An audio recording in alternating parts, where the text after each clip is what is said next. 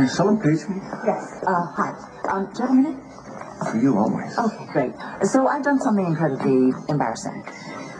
Considering the stupid things I've done, I wouldn't worry about it.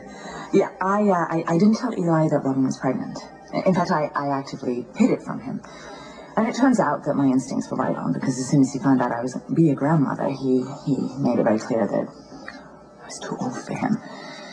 That's really rude. I know, it's so rude.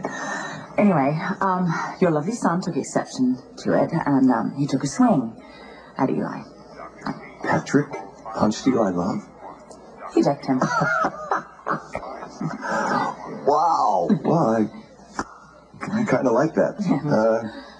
And I can assure you, you're not too old for anything.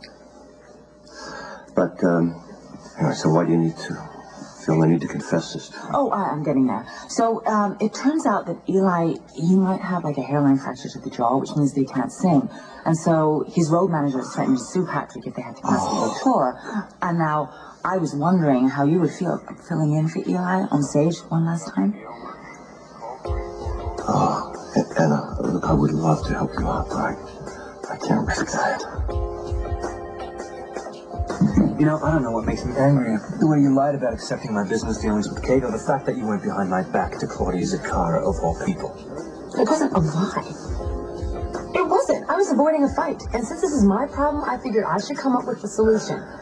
Claudia can afford to buy you out. You won't lose a dime, and then Kate becomes Claudia's head. Next time you come up with a scheme, Carly, you might want to think it through a little longer and a little better. Claudia's money's dirty. A transaction with any Zakara would subject me to government investigation and approval. Did you forget that I pled no contest to RICO charges a few years ago to save my brother and my father? Because I certainly haven't. My criminal record is actually worse than Sonny's. I don't sound like it. So if I'm ever charged again for any kind of RICO violation, I would lose everything. Probably go to jail, and you would lose everything. So you want to tell me again how brilliant your idea was?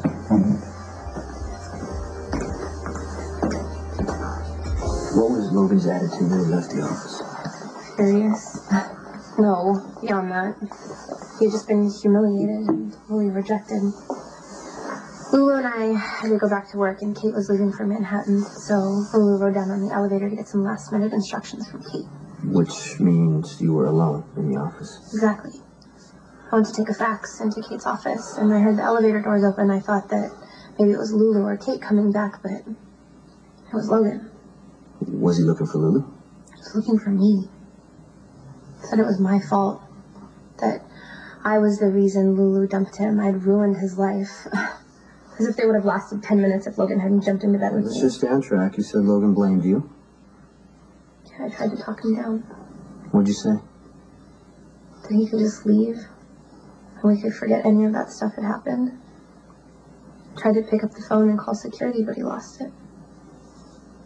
Did you think he would kill you? He was tearing at my clothes, saying stuff like, if I wanted him so badly, I could finally have him. I just completely lost it. I mean, I tried to fight him off, but he threw me over Kate's desk, and I must have hit my head or something. You have cuts? You have any bruises? What, am I on trial? No, not yet. Stone Cold, she's been through almost grievous trauma. Perhaps you should question her with just a little more sensitivity. You okay? Do you want to stop? I'm fine. It's been over. No, there were no visible cuts or bruises, but it hurt. Okay, so what happened after Logan hit you? I was lying on the ground. I looked up at him and I remember thinking, that was it. I was trapped. I'm gonna die now. And then Logan looked out the window. It's like he sensed something. Now I know that he was looking at Johnny's penthouse, because you can see it from Kate's office. And that's really the last thing I remember before I lost consciousness. And when I woke up later, Johnny was there. I told him about Logan looking out the window, so we figured he had gone over to Johnny's penthouse. And when we got there, Lulu was just kneeling over Logan's body, and he was already dead.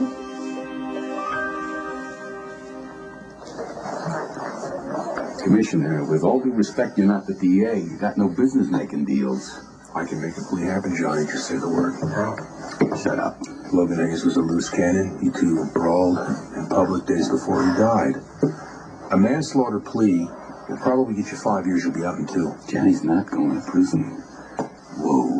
That idea is acceptable neither to Anthony Zaccara nor me. 2 years. Life without parole. Or lethal injection.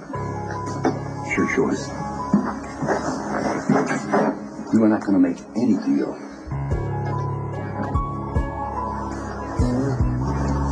Lulu, what are you thinking?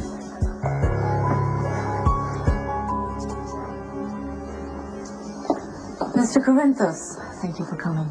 This way. Mr. Corinthos, this is my client, Andrei Karpov. Andrei? Mr. Karpov. I'll leave you gentlemen to speak privately. All right. It was good of you to agree to see me. A man as busy as you. I've consolidated my interests. I'm focusing on the coffee business at this point. I've heard. It seems impossible, given your success in other areas. It's a long story. I just want to simplify. I had hoped you might consider consulting work. Go on. I need an associate here in Port Charles. An ally, if you will. I was hoping you'd be that person.